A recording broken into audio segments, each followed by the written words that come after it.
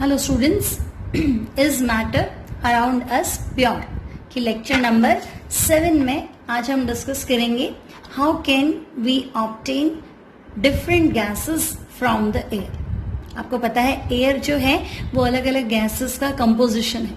अगर हम एयर के कंपोजिशन की बात करें तो एयर में 78% तो नाइट्रोजन गैस है, 21% उसमें ऑक्सीजन है, 0.03% उसमें कार्बन डाइऑक्साइड है, फिर उसमें वाटर वेपर भी है ना।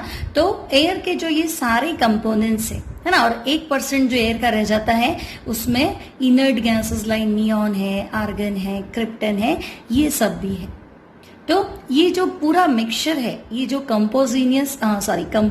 कंपोनेंट्स का जो मिक्सचर है, होमोजीनियस मिक्सचर है, इनमें से हमें एक एक कंपोनेंट को क्या करना है, अलग करना है। तो आज का हमारा टॉपिक है कि एयर के डिफरेंट कंपोनेंट्स को, एयर में जो प्रेजेंट डिफरेंट गैसेस है उसको हम सेपरेट कैसे करेंगे। So air is a homogeneous mixture and can be separated into components. अब मेथड क्या है, by fractional distillation. Fractional distillation मतलब एक टाइप का डिस्टिलेशन ही है, लेकिन इसमें फ्रैक्शनेटिंग कॉलम होता है, जैसे अभी हम आगे देखेंगे।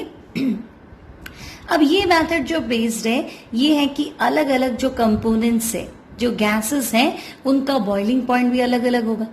एयर में वो गैस जो सबसे भारी होगी, जिसका बॉइलिंग पॉइंट सबसे कम होगा, वो फटाफट क्या हो जाएगी, बॉइल हो जाएगी। पहले हम एयर को लिक्विड में कन्वर्ट करेंगे, आफ्टर दैट उसके बाद की बात चल रही है, तो लिक्विड बनने के बाद हम बॉइल करना स्टार्ट करेंगे, है ना। तो जो सबसे जल्दी बॉइल होगा वो सबसे पहले अलग हो जाएगा। क्लियर? तो this method is based on the fact that different gases of air have different boiling points when they are in liquid form. तो हमारे मेथड का नाम है फ्रैक्शनल डिस्टिलेशन।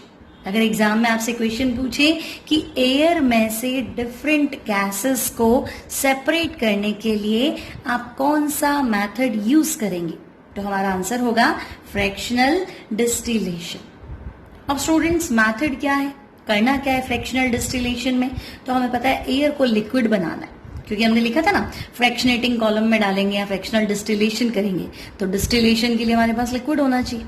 तो पहले हम क्या करेंगे, एयर को लिक्विड फॉर्म में कन्वर्ट करेंगे। अब एयर लिक्विड कैसे बनेगी, तो हम क्या करेंगे, एयर को कंप्रेस करेंगे। कंप्रेस मतलब प्रेशर लगाना, तो कंप्रेस करना यानी हाई प्रेशर अप्लाई करो। ठंडा कैसे करेंगे, तो हम कूलिंग कर देंगे। तो कंप्रेशन एंड कूलिंग मतलब high pressure and low temperature, तो एयर क्या हो जाएगी, लिक्विड में कन्वर्ट हो जाएगी। फिर हम उसको ले जाएंगे फ्रैक्शनल डिस्टिलेशन के लिए। सो मेथड में क्या लिखना है हमें, तो हम लिखेंगे compress and cool the air. Compress करेंगे, कूल करेंगे। तो कंप्रेस कैसे करेंगे, बाय इंक्रीजिंग प्रेशर, और कूल कैसे करेंगे, by decreasing the temperature. The air turns into liquid. अब एयर आपकी लिक्विड में कन्वर्ट हो जाएगी। अब ये जो आपकी लिक्विड एयर है, liquid air is warmed up slowly in fractional distillation apparatus. हमारे पास एक बार लिक्विड एयर आ गई, फिर हम इसे हमारे फ्रैक्शनल डिस्टिलेशन का जो बाउल है ना, जो कॉलम है हमारा फ्रैक्शनल डिस्टिलेशन का, उसमें ले जाएंगे, उसको हीट करेंगे। तो हमने पढ़ा जिसका बॉइलिंग पॉइंट सबसे कम है वो सबसे पहले बॉइल होकर अलग हो जाएगा। Clear students? सो मेथड क्या है, तो देखो आपकी बुक में ये डायग्राम बना हुआ है, इससे हम इसको एक्सप्लेन करते हैं। सो स्टूडेंट्स, ये हमने रास्ता दिया है इसको एयर, यहां से ये एयर का इनलेट है ना, यहाँ से ये फिल्टर लगा दिया ताकि सिर्फ एयर जाए, स्मोक नहीं जाए, डस्ट पार्टिकल्स नहीं जाए ना, जो प्योर एयर है वो जाए। अब ये एयर चली गई, यहाँ से एयर इन लिखा है। अब हमने लिखा है एयर अंडर हाई प्रेशर। तो देखो ये कंप्रेशर है ना, ये आपको लग रहा है ना एयर को दोनों तरफ से दबा देगा, है ना, तो ये कंप्रेशर है। ये क्या करेगा, एयर को कंप्रेस करेगा। तो कंप्रेस करना मतलब प्रेशर अप्लाई करना, तो जगह तो जो है वही है ना। तो इतने से वॉल्यूम में हम हाई प्रेशर अप्लाई करेंगे तो एयर क्या हो जाएगी, कंप्रेस हो जाएगी। अब कंप्रेस हो जाएगी तो गर्म भी हो जाएगी, है ना। कहीं क्या होता है, मान लो कम जगह में ज्यादा लोग इकट्ठे हो जाते हैं तो एकदम से गर्मी होती है। तो अब जगह तो आपके पास इतनी थी, आपने ज्यादा से ज्यादा एयर फिल कर ली और उसको कंप्रेस किया, तो एयर के जो गैस मॉलिक्यूल्स थे वो पास पास आ गए, पास पास आ गए तो हीट बढ़ गई, तो हॉट एयर हो गई। तो हमें पता था प्रेशर हाई रखना है और ठंडा भी तो करना है, कूलिंग भी थी। तो हॉट एयर को हमने इस चैम्बर में पास किया। अब यहां से देखो, यहां लिखा है फ्रीजिंग कोल्ड वाटर इन, है ना, बर्फ जैसा एकदम ठंडा जो पानी है वो हमने यहां से इन किया। तो ये जो पाइप है इसके थ्रू ठंडा पानी जो है यहां से एंटर हो रहा है, ठीक है। अब यहाँ बाहर एकदम गर्म एयर और ये एकदम ठंडा पानी, है ना, एकदम कोल्ड वाटर। तो कभी भी बर्फ के कांटेक्ट में कोई गर्म चीज आती है तो बर्फ पिघल जाती है ना, क्योंकि वो गर्म चीज क्या करती है, अपनी हीट बर्फ को दे देती है। तो बर्फ 0 पे रहेगी तभी तो बर्फ रहेगी, है ना। तो जो हॉट सब्सटेंस है आपका, फिलहाल आपके पास हॉट एयर है, तो हॉट एयर की जो हीट है वो आइस एक्सेप्ट कर लेगी, है ना। तो आइस एक्सेप्ट करेगी, या जो ठंडा पानी था वो थोड़ा सा क्या हो जाएगा, गर्म हो जाएगा। तो ये पानी तो आपका बाहर चला जाएगा, है ना। और ये जो हॉट एयर थी ये कोल्ड एयर में कन्वर्ट हो जाएगी। अब ये कोल्ड एयर और हमने कंप्रेस करके भेजा है ना। तो कंप्रेस किया मतलब हाई प्रेशर अप्लाई कर दिया था, कोल्ड एयर मतलब हमने टेम्परेचर लो कर दिया। यहाँ कंप्रेशर लगाए, इससे हमने प्रेशर अप्लाई किया, है ना। तो हाई प्रेशर पे गैस क्या हो गई, कंप्रेस हो गई, कम जगह में ज्यादा हवा आ गई, है ना। और ये जो ठंडे पानी का पाइप था इससे हमारी एयर क्या हो गई, ठंडी भी हो गई। तो कंप्रेस्ड एंड कोल्ड एयर एक बार हमें मिल गई। अब हमने इसको आगे पास किया, है ना। ये हमारा लगा हुआ है सेपरेटर। तो सबसे जो भारी, है ना, हैवी कंपोनेंट है वो है कार्बन डाइऑक्साइड, क्योंकि CO2 कार्बन, ऑक्सीजन ऑक्सीजन, है ना। तो वेट थोड़ा ज्यादा होता है और कार्बन डाइऑक्साइड जो बहुत जल्दी अलग हो जाती। तो कार्बन डाइऑक्साइड जो है वो क्या हो जाएगी, लिक्विड तो पहले ही एयर बन चुकी है ना। तो यहाँ और ठंडी होने से क्या होगा, कार्बन डाइऑक्साइड सॉलिड फॉर्म में कन्वर्ट हो जाएगी।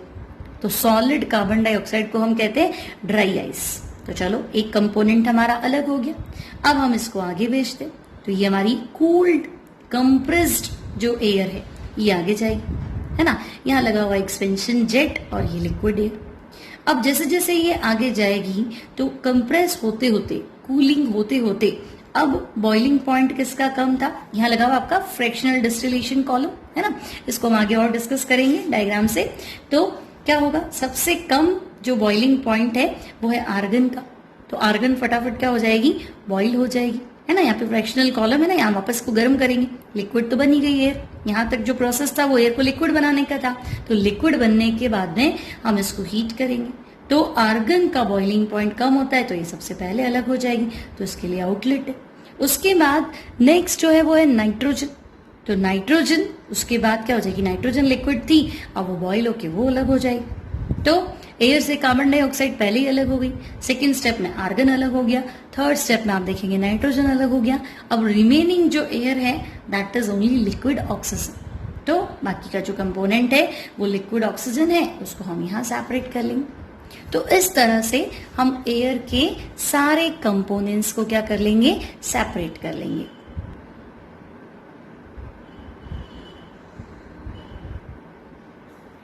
नाउ स्टूडेंट्स, फ्रैक्शनल डिस्टिलेशन से हम क्या क्या कर सकते हैं। तो अभी हमने देखा कि एयर में से डिफरेंट गैसेस को क्या किया, हमने अलग किया। सबसे पहले हमने कार्बन डाइऑक्साइड को अलग किया, क्योंकि वो तो वेट ज्यादा होता है, तो ऑलरेडी लिक्विड फॉर्म में अलग हो चुकी थी, है ना, आइस बन बन के वो अलग हो गई थी। फिर हमने आर्गन को अलग किया, फिर हमने नाइट्रोजन को अलग किया, और लास्ट में हमने ऑक्सीजन को सेपरेट किया। नाउ एयर के डिफरेंट कंपोनेंट्स को हम फ्रैक्शनल डिस्टिलेशन की हेल्प से सेपरेट कर सकते हैं। इसके अलावा भी हम different fractions from petroleum products, उसको भी क्या कर सकते हैं, सेपरेट कर सकते हैं। अब पेट्रोलियम प्रोडक्ट्स मतलब पेट्रोल नहीं निकलता है, आपको पता है तेल का कुआं होता है ना। तो पेट्रोल निकलने से क्या होता है, जो उसका कंपोनेंट है वो डायरेक्ट पेट्रोल नहीं होता है ना। पेट्रोल के साथ साथ बेंजीन भी होता है, नैफ्थलीन भी होता है, पिरिडीन भी होता है, डीजल के कुछ कंटेंट्स होते हैं, है ना। वो सारा एक साथ मिक्सचर निकलता है। तो उन सारे मिक्सचर को भी हम कैसे अलग करते हैं, फ्रैक्शनल डिस्टिलेशन से। अब फ्रैक्शनल डिस्टिलेशन क्या है, तो हम कहेंगे है तो सिंपल डिस्टिलेशन, लेकिन इसमें एक फ्रैक्शनेटिंग कॉलम होता है। अब फ्रैक्शनेटिंग कॉलम कैसे होता है, तो हम कहेंगे जैसे थर्मोमीटर कैसे था, हमने ऊपर से एक्स्ट्रा लगाया था, है ना। तो जो हमारा फ्लास्क था, ये इस तरह से हमारा जो फ्लास्क था उसमें एक साइड तो हमने लगाया था थर्मोमीटर, है ना। तो ये जो हमारा राउंड बॉटम फ्लास्क है, इसमें हम क्या कर देंगे, लिक्विड एयर फिल कर देंगे। यहाँ कंडेंसेशन वगैरह आपको पता ही है ना। एक एक्स्ट्रा कॉलम लाइक दिस, ये इस तरह का जो कॉलम है ये है आपका फ्रैक्शनेटिंग कॉलम। अब ये ऐसा ग्लास बीड्स का इस तरह से डिजाइन वाला कॉलम ये क्या करेगा, अच्छा अब यहाँ से हम कंडेंसर वगैरह कनेक्ट कर देंगे, है ना। इसको हम बोल रहे हैं फ्रैक्शनेटिंग कॉलम। अब इसका यूज क्या है, तो अब इसका डिजाइन देखो, है ना। इसका डिजाइन में आपको क्या लग रहा है, ग्लास बीड्स लगी हुई। अब ये इसका पाथ है, इसका रास्ता है ना, हमें ऐसा टेढ़ा मेढ़ा रास्ता करना है ताकि क्या हो, जैसे एक एयर का कोई एक कंपोनेंट है ना, वो क्या हुआ, बॉईल हुआ, तो वो बॉईल होते होते जैसे ऊपर जाएगा, तो अब ऊपर पहुंचेगा तो दूसरा भी बॉईल होना स्टार्ट हो जाएगा। अब दूसरा बॉईल होना स्टार्ट हो जाएगा तो उसमें मिक्स नहीं हो जाए, तो ये जिगजैग पाथ क्या करेगा कि जो फर्स्ट के साथ सेकंड कंपोनेंट बॉईल हुआ, जिसका बॉइलिंग पॉइंट ज्यादा था, वो जैसे जैसे ऊपर चढ़ेगा ना, तो ये टेढ़ा मेढ़ा रास्ता है ना। अब ऐसे ऐसे जाके तो उसका हीट लॉस हो जाएगा। हीट लॉस हो जाएगा मतलब वो उस टेम्परेचर तक पहुंचा ही नहीं जो उसका बॉइलिंग पॉइंट था। Clear students. तो क्या होगा, इतना टेढ़े मेढ़े रास्ते से ऊपर जाएगा तो ठंडा हो जाएगा, ठंडा हो जाएगा तो लिक्विड में कन्वर्ट हो जाएगा, लिक्विड में कन्वर्ट हो जाएगा तो वापस नीचे आ जाएगा, क्योंकि अगर लिक्विड है तो गिरेगा, गैस है तो वो चलेगी, है ना। तो अगर आपके दो कंपोनेंट है जिनमें बॉइलिंग पॉइंट का डिफरेंस कम है ना, मोर देन 25 होना चाहिए, तो अगर डिफरेंस कम होता है तो हम क्या करते हैं कि जो आपका फर्स्ट कंपोनेंट है जो बॉईल होके और आगे जाता है ना, वो तो इकट्ठा हो जाएगा। दूसरा अगर उसके साथ साथ बॉईल होना स्टार्ट हो गया तो वो इस तरह के रास्ते से, ये जो जिगजैग पाथ है, इस पाथ से वो वापस कूल हो जाता है, वेपर में कन्वर्ट हो जाता है, लिक्विड बन जाता है, तो वापस आके उसी कंटेनर में गिर जाता है। तो आपके अलग अलग components with different boiling points क्या हो जाते हैं, सेपरेट हो जाते हैं। So students, two liquids which have difference in boiling point less than 25 kelvin, अगर दो लिक्विड के बीच में 25 केल्विन 25 केल्विन से लेस का डिफरेंस है तो हम उसके लिए मेथड यूज कर सकते हैं फ्रैक्शनल डिस्टिलेशन। तो हमने अभी क्या देखा, फ्रैक्शनल डिस्टिलेशन से हमने एयर के कंपोनेंट्स को सेपरेट किया। सिमिलरली हम पेट्रोल के अलग अलग प्रोडक्ट्स को भी फ्रैक्शनल डिस्टिलेशन के थ्रू सेपरेट कर सकते हैं। So students, several components of air get separated and are collected at various heights on the basis of their boiling points. जिसका boiling point कम है उसको हम पहले इकट्ठा कर लेंगे, जिसका boiling point ज्यादा है वो थोड़ा लेट इकट्ठा होगा। तो ये तो था फ्रैक्शनल डिस्टिलेशन।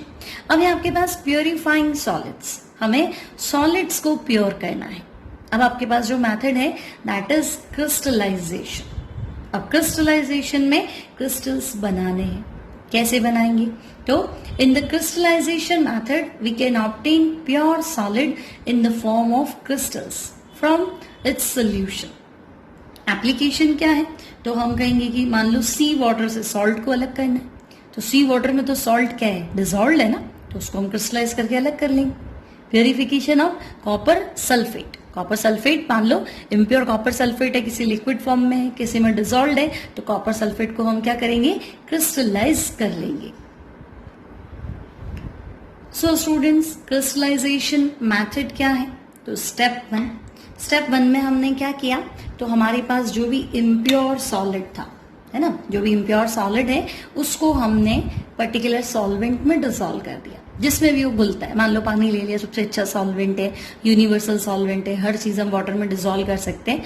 तो हमने इम्प्योर सॉलिड को एक सॉल्वेंट में डिसॉल्व कर दिया। तो ये जो रेड बना है ये आपका इम्प्योर सॉलिड है, ये स्टीरर है ना, इससे चम्मच टाइप मान लो, इससे अपन स्टीयरिंग करते हैं, और सॉल्वेंट हमने वाटर ले लिया। तो स्टीर टू डिसॉल्व सॉलिड। अब क्या हो जाएगा, जो आपका सब्सटेंस है वो तो वाटर में घुल जाएगा, लेकिन जो इम्प्योरिटी है वो तो नहीं घुलेगी। मान लो कि शुगर है और शुगर में डस्ट मिक्स हो गया, है ना, बहुत बात है, शक्कर में मिट्टी चली गई, तो हमने क्या किया, उस शुगर को वाटर में डिसॉल्व कर दिया, तो शुगर डिसॉल्व हो जाएगी लेकिन डस्ट थोड़ा ना डिसॉल्व होगी। तो एक बार तो हम उसको घोल देंगे। अब हम इसको फिल्टर कर लेंगे। फिल्टर करने के बाद में आपके पास इम्प्योरिटीज तो फिल्टर पेपर में आ गई, उसको तो आप फेंक दो, और जो छना हुआ आपका जो फिल्ट्रेट है उसको हमने ले लिया इवेपोरेटिंग बेसिन। तो इवेपोरेटिंग बेसिन में क्या हुआ कि हमने आपका जो फिल्ट्रेट है उसको रख दिया और यहाँ पे हीट करना स्टार्ट कर दिया।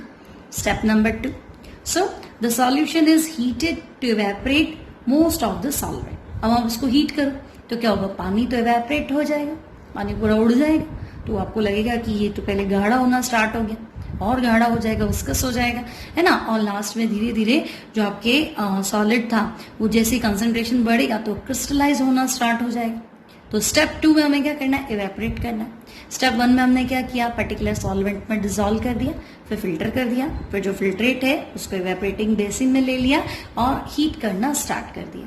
अब स्टेप 2 भी कंप्लीट। अब स्टेप 3 में क्या करेंगे, तो जो हमारे पास फिल्ट्रेट था जिसमें से हमने पानी उड़ा दिया, अब हम इसको रख देंगे ठंडा होने के लिए।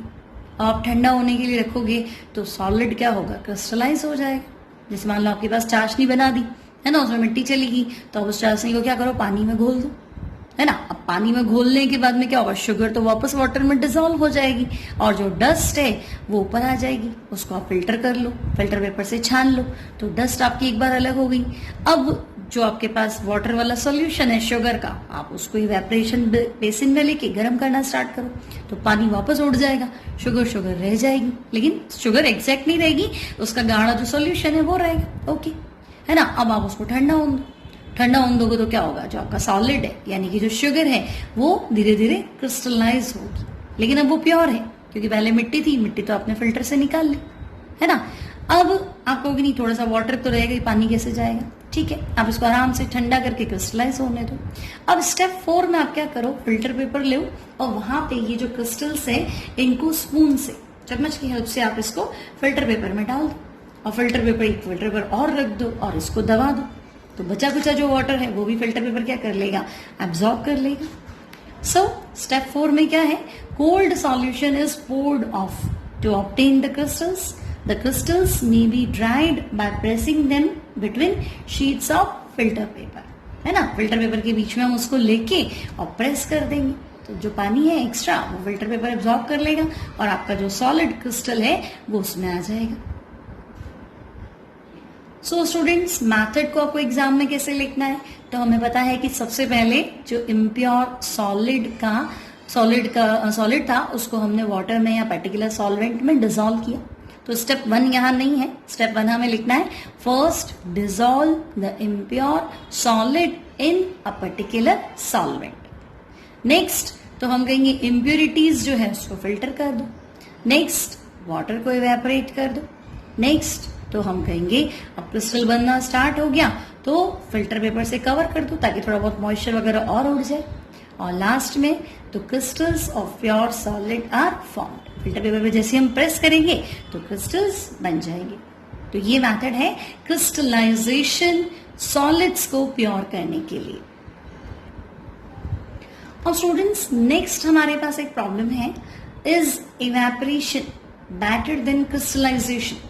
आपने पहले पढ़ा था इवेपोरेशन मेथड, है ना, और अभी हमने पढ़ा क्रिस्टलाइजेशन मेथड। तो दोनों में से बेटर क्या है, तो simple evaporation is not better than crystallisation. अब ऐसा क्यों, तो some solid substances decompose because of excess of heat, है ना। अब कुछ सॉलिड ऐसे होते हैं ज्यादा गर्म करते हैं तो वो सॉलिड क्या हो जाते हैं, डिकम्पोज हो जाते हैं ज्यादा हीट करने पे। For example sugar gets charred on extra heating, है ना। सिर्फ शुगर को हीट करना, उसके सॉल्यूशन को नहीं, है ना। अगर शुगर को अपन मान लो पिघला दिया शुगर को और उसको तुमने ज्यादा गर्म किया तो शुगर एकदम काली हो जाएगी, है ना, जल जाएगी, तो उसे कहते हैं चेयरिंग ऑफ शुगर।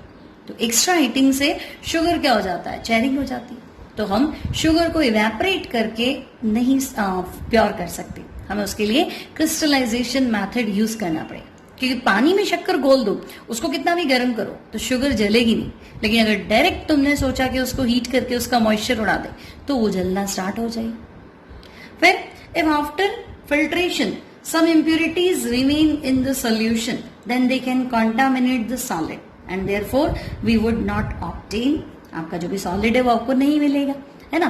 तो अगर फिल्ट्रेशन के बाद भी सॉल्यूशन में कुछ इम्प्योरिटीज रह गई तो क्या होगा, सॉलिड उस इम्प्योरिटी के साथ कॉन्टामिनेट मतलब पॉल्यूटेड मिक्सअप हो जाएगा और आपको प्योर जो है वो बाद में भी नहीं मिलेगा। तो इवेपोरेशन जो है वो बेटर नहीं है क्रिस्टलाइजेशन से। सो स्टूडेंट्स, आज के इस लेक्चर में हमने एयर के कंपोनेंट्स को सेपरेट करना सीखा बाय फ्रैक्शनल डिस्टिलेशन, और दूसरा सॉलिड को प्योरीफाई करना सीखा बाय क्रिस्टलाइजेशन। आई होप आपको लेक्चर अच्छा लगा होगा। तो मिलते हैं हम नेक्स्ट लेक्चर के साथ नेक्स्ट क्लास में। Thanks for watching.